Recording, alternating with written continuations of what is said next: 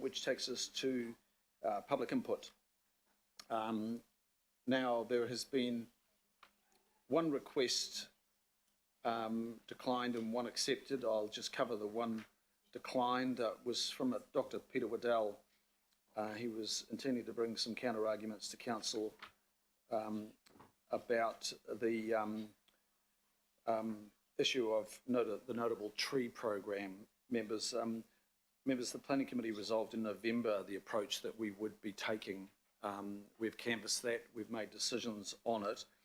And of course, if somebody from our community would like to suggest that we need to address that and allocate budget to that, that would be an LTP decision. And we've gone through a process to receive feedback, and that is the proper process for that particular submission. Okay, and the one accepted today is from Kirsten Corzon, and she's the co-founder and executive director of Zilch.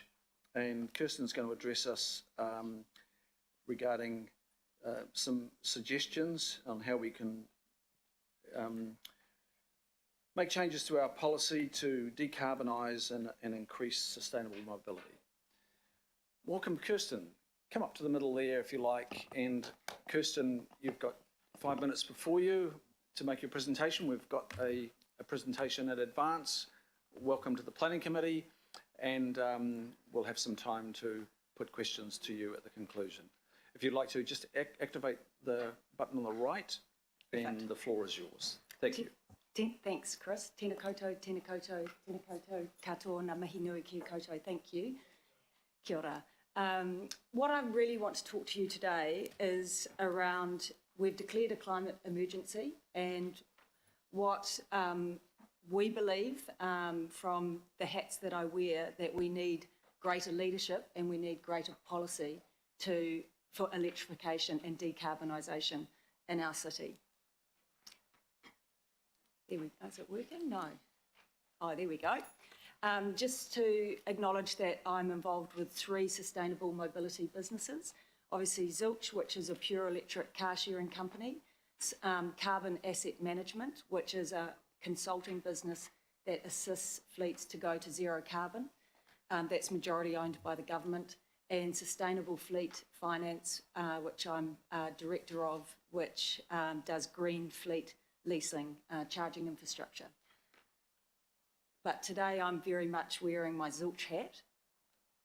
And Zilch, for those of you that don't know, we first started as UGO. We launched 3 years ago with Christchurch City Council.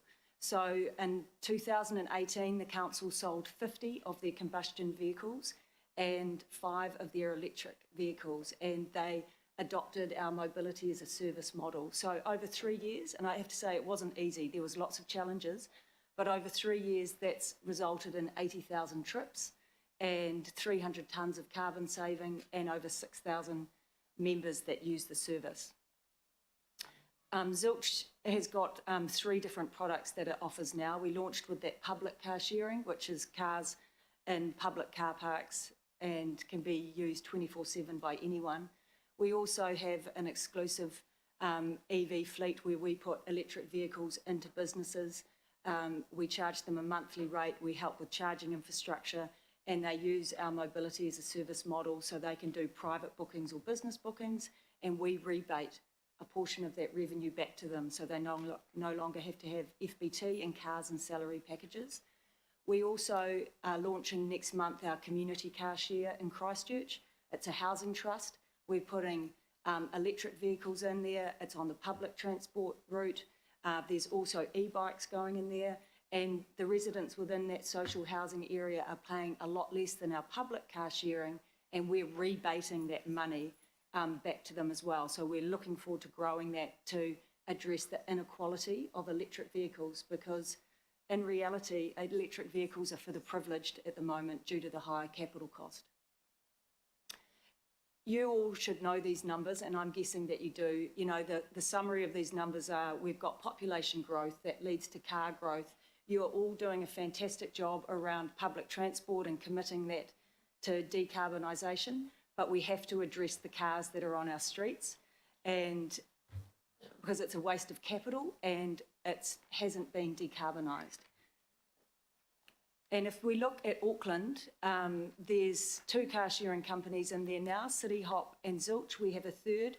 Both City Hop and Mevo have said they're looking to put 500 cars each onto Auckland roads at the moment, and we've petitioned Auckland Transport for years on this. If you want to grow electrification, you need to support the businesses that are going to electrify. So giving free car parks to all car sharing providers, and there's no difference whether you're putting in an ICE vehicle or electric vehicle, and from our hat is quite flawed, because what we will see in Auckland is mass amount of ICE vehicles going into car sharing.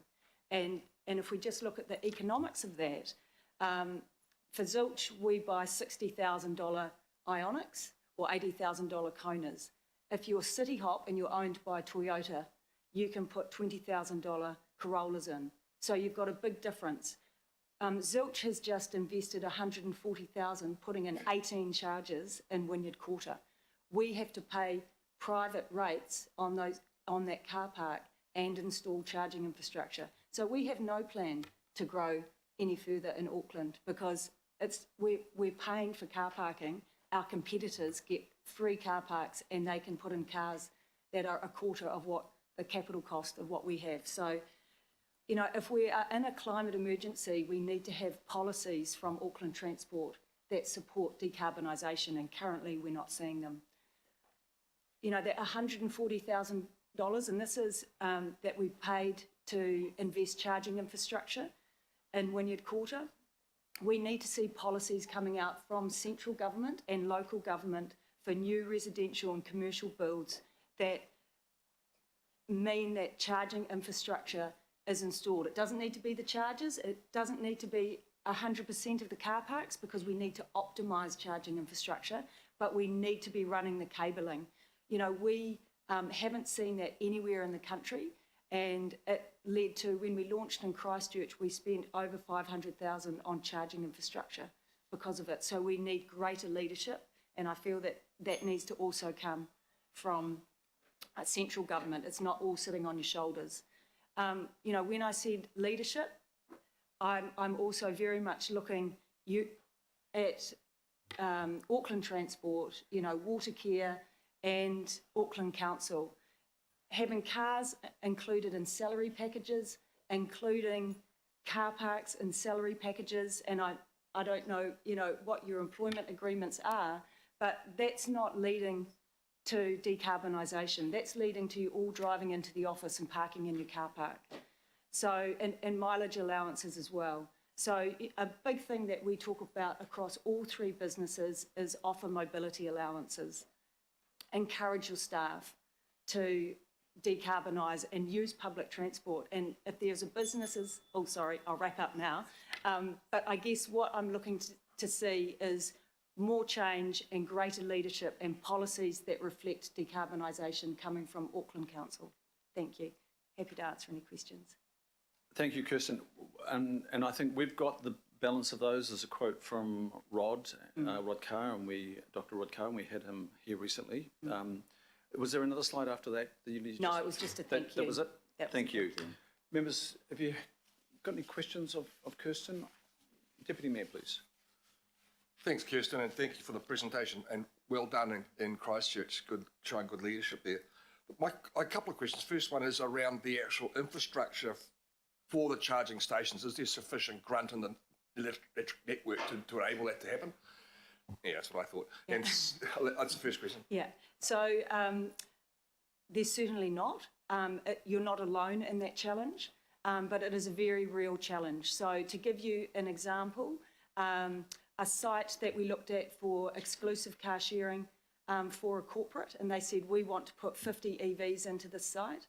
And we said, look, in reality, you've got less than 100 amps, which would power 4 chargers. If you want to do that, it's going to cost you $750,000, and that includes a transformer upgrade. So our hub at Wynyard Quarter we had 100 amps. We've put in 18 chargers, so we're doing load management because we can only power 4 cars at a time. Yeah. So no, there is not. And the challenge for us is, you know, it cost us 140,000. If we wanted to upgrade a transformer, that would have been an additional 175,000.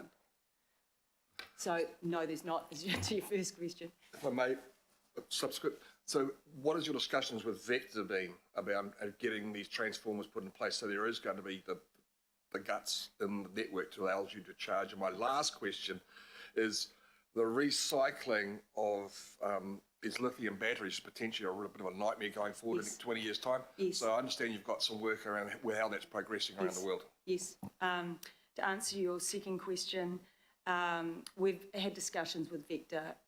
It is a commercial arrangement that we would have to pay to upgrade the charging infrastructure. There isn't the appetite within Vector to upgrade transformers unless it's a commercial arrangement. To your second question, for batteries that go in EVs, there's an 8 to 10 year warranty. We've just had our first electric vehicle in New Zealand go through its high density battery replacement. That car was 20 years old and it's had its high density battery replaced. There's a huge amount of research going on internationally on it. The answer is going to be home storage. Vector also have a national program that they're working on it, and I can send you the links on that as well. The answer will be battery storage because we're going to vehicle to grid cars. So in essence, the cars will be batteries on wheels, and then you'll be charging them at work and at home, and they will have home storage. So you'll be powering your house from your car and vice versa is where we're heading. Thank you, Kirsten. Thanks, Deputy Mayor. Now I've got 3 further questions, and I think we'll close it off there. Further questions can be lodged through Duncan and then forwarded through to Kirsten. Councillor Sayers, please. Thank you, Chair. Thank you, Kirsten. It's great to hear directly from you because you're so, immersed in it all and, broadens horizons. So thank you very much for your presentation. My question's just probably around funding, because for what we can control as a council in Auckland Transport, we need money, and at the moment there's road user charges and fuel tax that go to central government, then they subsidise back to us. Yes. So I've been wondering, as we electrify, that revenue starts to drop, right, which means it's harder for us to get the funding back from central government to subsidise what we want to do. So how do you see that perhaps playing out? Have you got any thoughts around that? I've just been wondering about. Well, central government have indicated that when electric vehicles get to 2%, we're sitting just below 1% at the moment, that road user charges will be introduced. So they do plan to introduce road user charges. Yeah. Thanks, Councillor Sayers. Councillor Coombe, please. Thanks, Mr. Chair. Kia ora, Kirsten. Thank you for coming along today, and it's it's a nice follow-up to the meeting that we did have with you and Councillor Hills. In terms of the significant role that active transport's going to take, in recent research I just read, it's going to be about 10 times more important than EVs. I just wondered, can you explain how the car sharing model will complement active transport, how you see that working going forward? Yeah, definitely, and I completely agree. And if you look at active transport and micro-mobility's part, if you look at a country like America, 60% of their trips that are 5 miles, so that's 8 kilometres or less, are done with micro-mobility. So I think, well done on your cycleways, that space absolutely needs to grow. So, 100% agree with you. What we've got to think of transport and mobility is like a jigsaw puzzle. It's not going to be, one solution for all. There's going to be other solutions. What we have to do is address the amount of cars on our roads. And, whether, if you want to be really bold, it would be policies that no car sharing provider can operate unless they're also sharing the car and sharing the ride. So we have to look at some bold policies that support electrification, but also that sharing economy. And we can't continue with, on average, one person doing the commute in one car. So does that kind of broadly answers your question? We're part of the puzzle. We're not the total solution. And what we've got in New Zealand is we've got the 5th highest car ownership rate in the OECD.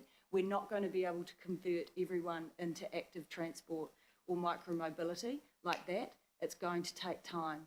And so EVs need to play that part of transitioning people away from their ICE vehicles, making it economically viable for them to have an EV. So we feel that we play a really important role in that whole jigsaw puzzle of mobility, but we're certainly not the total solution at all. Yeah. Thanks, Kirsten. Councillor Coombe, and finally Councillor Henderson. Thanks, Chair. I think that community car sharing is a really important part in the picture for our transport future. And so how are you working with developers, major developers that are putting in places with no car parks? How can they be worked with so that people actually have access to a car when they want to go hiking or when they want to go and do stuff that you can't get PT for? Yeah, we're encouraging it. We're welcoming any conversations with developers, and we see ourselves through that either community car share or the exclusive EV fleet being able to deliver a service that meets every demographic, not just, high-end apartments. Yeah, I'm glad to hear that. And just a quick follow-up, do you see that council has a role in facilitating that, or is that something that you can handle? We'd obviously love to see policy that meant that it had to be electrification. So you're saying if we're going to grant this, there needs to be charging infrastructure, and that leads back to the other one, the other slide. So we would absolutely welcome it. Well, thank you, Kirsten. That was really good, really succinct, and thanks for the questions, members. There's a number of points that we're going to follow up, and we will refer your presentation to Auckland Transport and our own Transport and Strategy Unit. And I will ask for a mover for the motion. Councillor Coombe, would you like to move? And Councillor Sayers, Councillor Sayers here. Thank you. Thank you for your time. It's moved and seconded. All those in favour say aye. Aye. Contrary, no. Declare that carried. Thank you, Kirsten.